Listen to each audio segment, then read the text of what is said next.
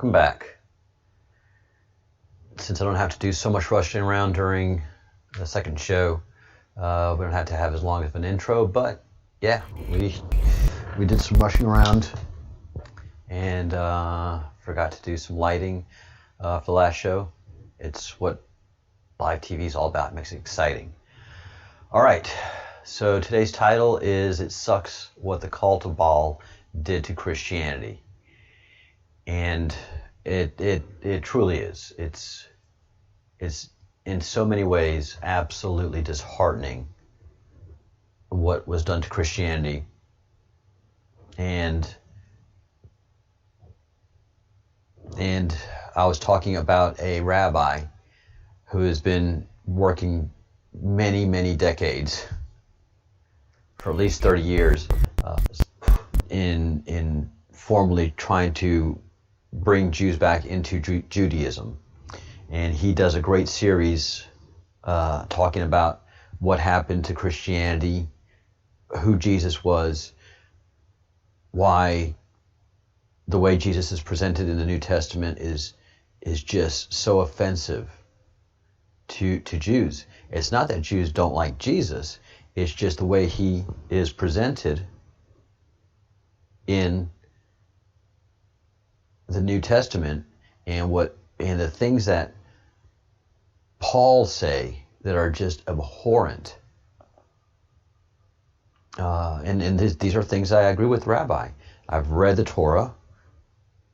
I've read the New Testament. I've read the Bible. And the things that Paul says makes no sense in terms of Judaism. A lot of the things that Jesus says are very beautiful and come from Judaism. He didn't really say anything new. He just repackaged and reinterpreted much of what a rabbi would say and would do. And there was a lot of messianic movements, but not once did Jesus say, "I'm the Messiah." He always said he was the Son of Man. Always, always, always. That's how he presented himself in his own words. The problem with the New Testament is it's just heavily edited. There are things in there that would have never ever happened. And number one of these was the Last Supper. Would Jews gather, would Jewish men gather and have a meal during Passover? Absolutely. Absolutely. But then a ritual was stuck in there. Do this in remembrance of me. And in this presentation, I'm not going to run it. You can go find it yourself.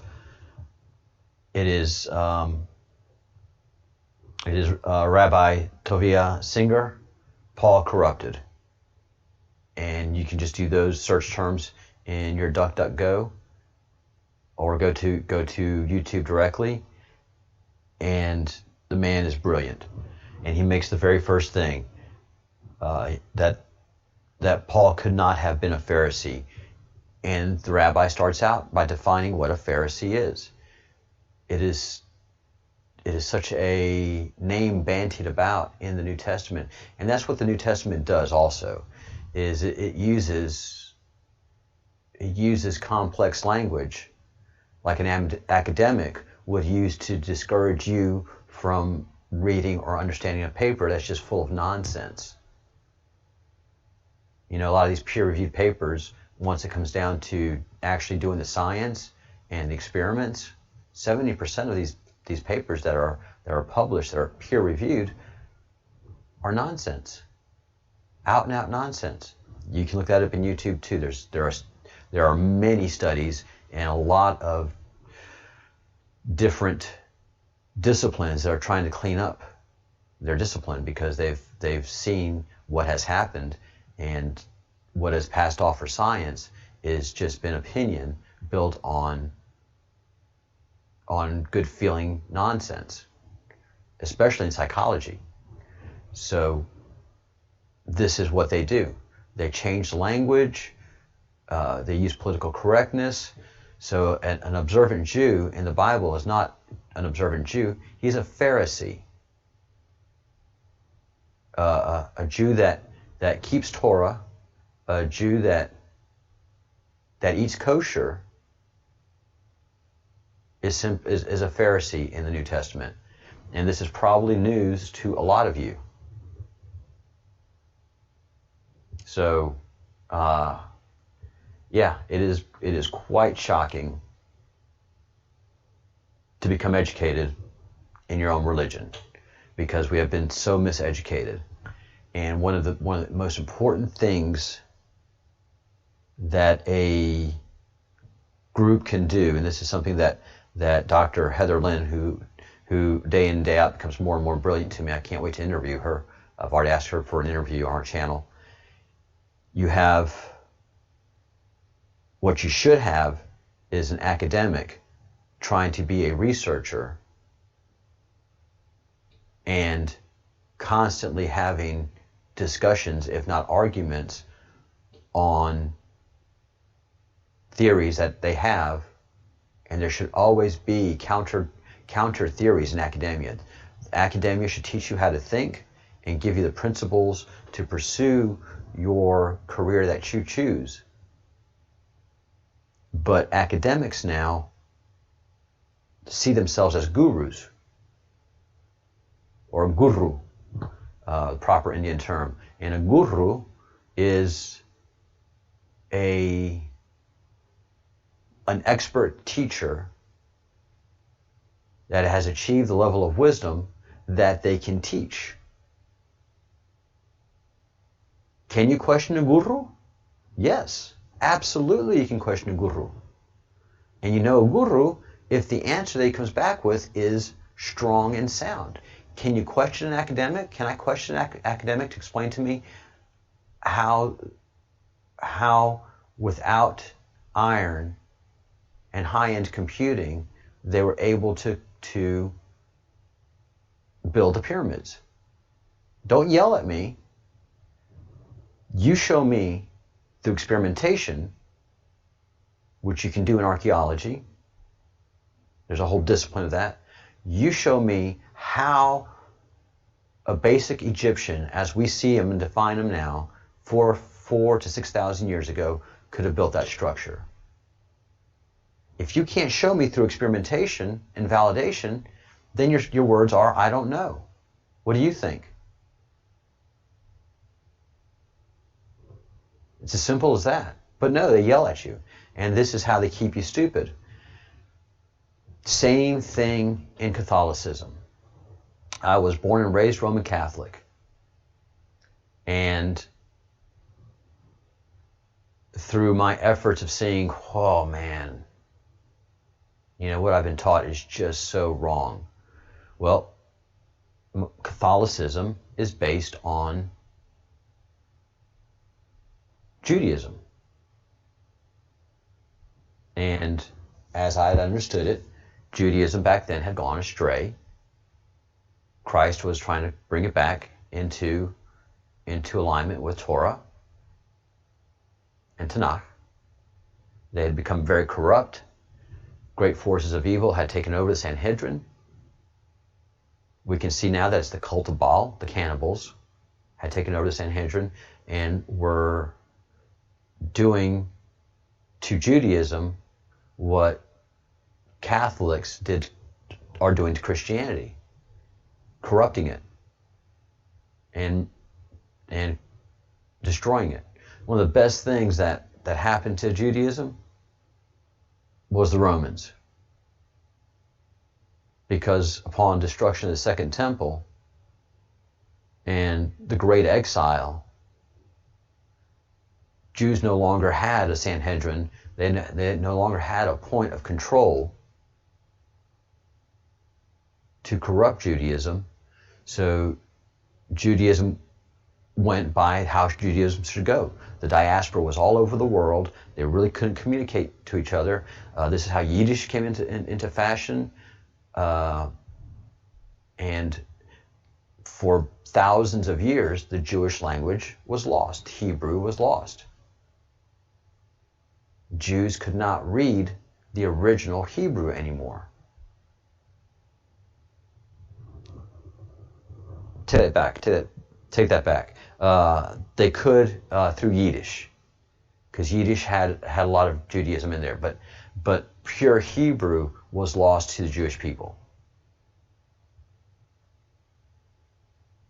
And that is just a way to destroy them, and that's what they had attempted to do with the Roman invasion.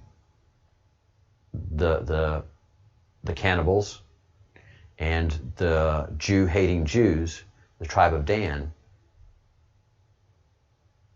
had finally instigated the situation so much and had corrupted the Sanhedrin so much that everybody was like, oh, it was just destroyed. And that's the best thing that could happen to Judaism, because Judaism became decentralized, and the only thing that they had to practice their religion was Torah and Talmud and Tanakh. So they went back to basics. They were practicing Judaism as best as they could do it in modern times, because you can no longer do the animal sacrifices. You cannot practice Judaism as God put the covenant forward in the desert. You have 613 laws. As long as you do these 613 laws, including animal sacrifice, then we have a covenant. A covenant is simply an agreement. It's nothing more than that. It is an agreement. All right, Jews. This is tribe of Israel, remnants of Abraham, who I had great favor upon and made promises to. I will hook you up. I will take care of you guys, but you got to do these 613 things. It's tough, but it's doable in society back then. You're going to do these things, we have an agreement. And it's here, it's written in stone. The first time, didn't go well. Leadership was gone too long, Moses was gone too long, and as people do, if they're left to their own devices, and they're doing a new thing, and that leader just suddenly disappears, well, you just go back to your old ways, and you're like, oh man, this was a big mistake. What am I doing out here in the desert? Man, let's go back to Egypt. Sure, we were living under an oppressive monarchy, but man, we had food, we had homes, we had jobs. We could take care of our family. This is sucking out here in the desert. All right, let's go ahead and build. Let's get all our gold together. Let's create an idol. Let's get the calf going and worship of this idol, and hopefully this idol can bring some magic. Because this other guy's gone, and his power was good, but he left us alone in the desert. They're doing their thing. They're doing their celebration. They're doing an orgy, doing whatever. And down comes Moses and loses his mind. God's mad, throws the tablets at them, destroys, and goes back to renegotiate. I mean, what are you going to do? You're out there in the desert. Moses knows who this is. And they go to renegotiate. Moses comes back, shining, so that the Jews know that this guy has real power.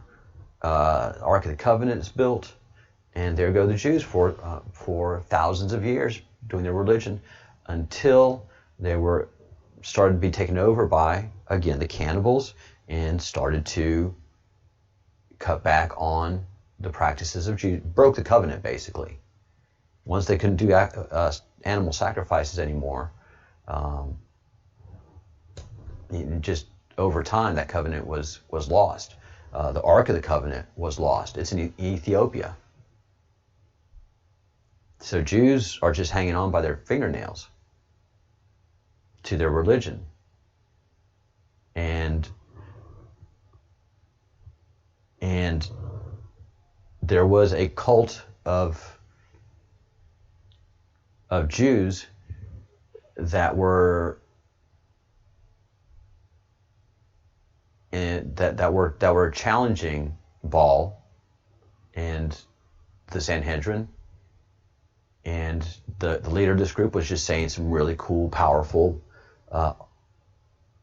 very powerful things that would get the attention of your basic observant Jew. And he was very much a revolutionary against the Sanhedrin and the banking system. Again, all of these things are things of Baal that were put in place, frustrating the basic Jew, but the basic Jew couldn't do anything because they were Torah bound. So once the tribe of Dan took over the leadership of Judaism, just like your basic Catholic, just like your basic Christian, just like your basic American, there's just only so much power you can do against those that lord over you. And that is what happened with Judaism, and that's why they lost their temples, and that's why they lost the Ark of the Covenant, and they lost the covenant with God. And every Jew that tries to rebuild Judaism and tries to observe the 613 commandments is doing great work, in my view. But this rabbi goes on to speak what happened to Catholicism. Paul corrupted it. They took it from Jerusalem, brought it to Rome, and all the corrupt of Rome put themselves in leadership position throughout the Catholic Church. And although one of the first things that was printed was the Bible on a printing press, that became very problematic for the Catholic leadership, because the laity of the Catholicism only knew of God and Jesus from the priesthood. Not all the priesthood were corrupt. You don't do that. You don't do that. If you're going to do corruption, you do it in key places and learn to manipulate the rest. That's what you do. And so, you know, many of the reformations happened because of the printing press, and priests and lay people were able to read the Bible and are going, what we're doing and what this says does not square up, does not comport. And so, you know, that's where Protestantism came from, because priests and people were able to read the Bible. And what the Catholic leadership had to make sure that they did was give people a bunch of Bibles, tell them how confusing it is and how none of you have the learned ability to read this thing. We're just going to quote you certain key ones that are just so cool, make you feel real good. And we meet once a week, you know, read 2 things, sing some songs, get you enthusiastic. We do our communion with Baal, and no one's the wiser. Give us a lot of money, give us a lot of power. And that's what Catholicism is. Catholicism does not permit you to read the Bible. They do not do Bible study in Catholicism. It's just not a thing that's done at all. The priest talks to you about what's in the Bible, even though you have it in your hand. And the further they get you away from Torah, you know, it's fine if you read the New Testament, but if they get you away from Torah, the Old Testament, then you can't see what's happening. And that's what they've done. And the rabbi even goes in on this talk to go into what I've been saying, is that a Jew, and I only know this because I've read Torah, I have spent time in Judaism, I really loved it, but I've never been, for many years I have not been around a synagogue where I've been able to continue my Jewish studies. But from what I know, from my brief studies of Judaism and reading the Torah, the Old Testament, a Jew would never associate death and eating of flesh to continue my memory. That ritual that was initiated by the cannibals, eat my flesh, drink my blood, It's just not Jewish. It would never come out of a Jewish man's mouth, much less a rabbi. And there isn't an observant Jew that would sit at the table and go, "Oh, Rabbi, we can't do that. You know, we can't touch the dead. Only very special Jews can do this. Why are you saying this, Rabbi? This doesn't make sense. Look, just do it in memory of me. All of your studies and all that you've put forth will do that. But this thing with the Rabbi, you're not okay." And it would never have continued. That is a pagan, that is a cannibalistic ritual. That is a ritual that is done in the cult of Baal. It would never be done in a Jewish setting. It would never be done over Passover. And it would never become practice in anything that is Jewish. So this happened long after they were able to separate Christianity from Judaism, and then come in 300 years after Jesus died,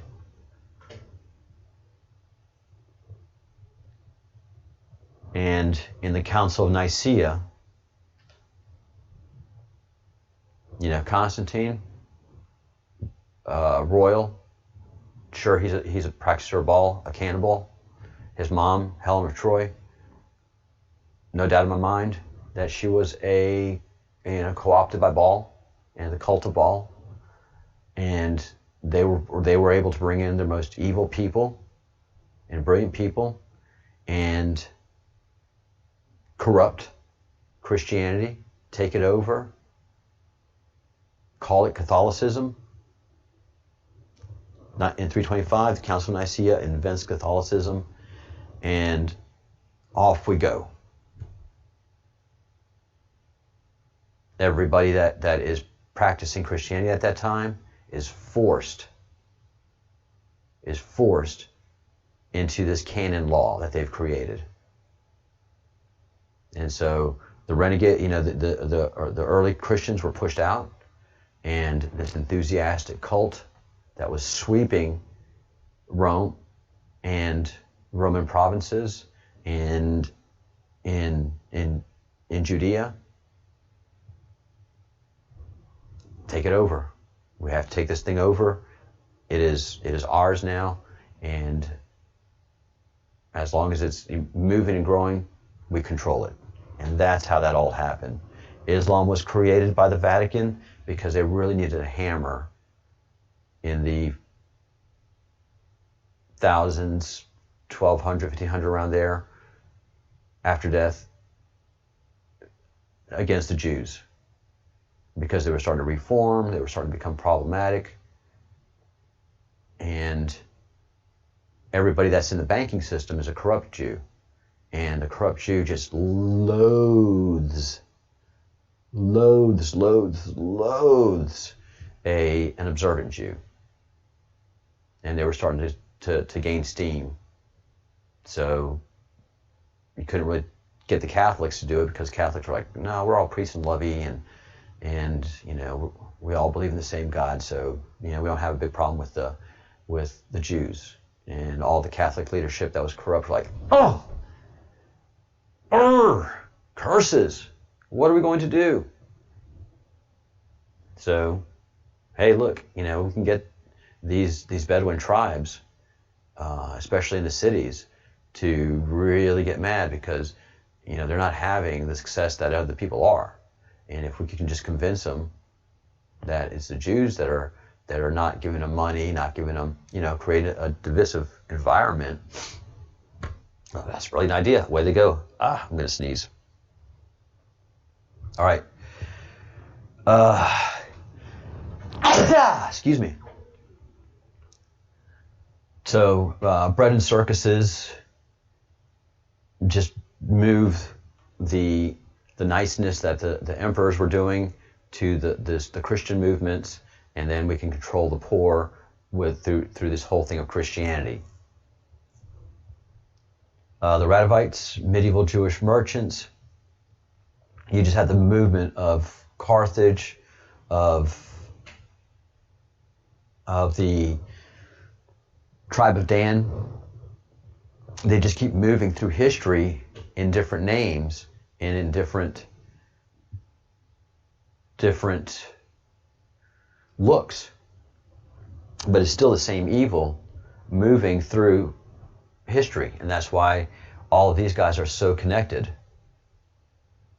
Rome collapses, but the cult of Baal continues. The Phoenicians and the tribe of Dan continues, and the Canaanites continue. The Canaanite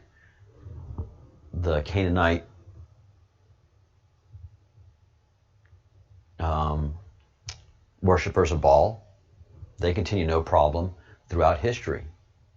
And that's just how we follow them. And now we are getting into the blue area, the Vatican. So this is technology and spirituality in antiquity that we've gone through. There's a couple of areas that I haven't gone deep into, but you can do it yourself. I'm just moving along the history lines. But we see that in 325 AD, Christianity was co-opted and corrupted. And this was done out of Rome. And the command and control structure of the Catholic Church stayed in the Rome. The Vatican was created, the Holy See was created, canon law was created, a whole secret society and structure of the priests, especially in the Jesuits. All of this was created over time as command and control structure over this emerging, really powerful, really rich religion. And it is, for thousands of years, it was unquestionable in its movement and its power and its absolute, utter corruption. So that's where we'll be moving tomorrow, into the war and violence area of the Q web. So again, this was created by the Q and the National Security Agency and has been declassified by the president. And this is you always hear Q people talking about maps and webs. And this is a project management web that is created so that you can visualize, like you do on a whiteboard, how a project is moving or how a project has been moving. Because we get from the start to current day where the breadcrumbs are mentioned, breadcrumbs project. So that's what this is. This is what the National Security Agency has that's been kept secret from the American populace, that has been made available through declassification. And it's absolutely heartbreaking, but it's important to know the truth. And this is something that's going to be happening in the second term of the president, is transparency. As much as possible is going to be declassified. Not everything. There's just some things that are just ruin people. I mean, I'm talking about all of us, population. I'd rather not know about this. I'd rather be going through the rest of my life knowing, wow, this is such a great thing, the Holy Communion. No, it's an unholy communion. It's double play of words. It's holy to the cult of Baal, but to Judaism it is a completely unholy act. So we start in the blue, and out of this part right here, order out of chaos. Templars, Jesuit war room, that's where we're going to be starting our next study. It's not fast. This is not a fast process. The Breadcrumbs Project moves at a snail's pace. I have to understand something as best I can to move forward in it. I can't understand everything in here, but I can get a good understanding and help you understand it. And you have to do your own research and red pill yourself. And we have help from folks that are giving us clarity. So, yeah. We start in on the Vatican tomorrow. So interesting. All right, thank you for watching. And if you haven't done it yet, like the video and subscribe to the channel. And Check out our merch shop, the store below. There's a link. Get that Q logo out there. Get the Breadcrumbs project word out there, and be stylish and fashionable in the revolution. All right, guys, I'm going to wind this up because I have to work here shortly. Got to pay them bills.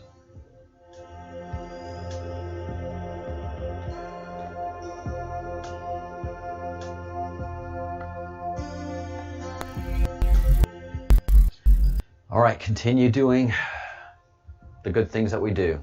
Thinking good thoughts, doing good deeds, saying good words, following the breadcrumbs, trying to find the truth. And once we get to that truth, you get stability and you get understanding, you get clarity, and it really is going to help us move during the new Great Awakening that comes. All right, everyone, thank you so much for watching, and we will see you at 1 p.m.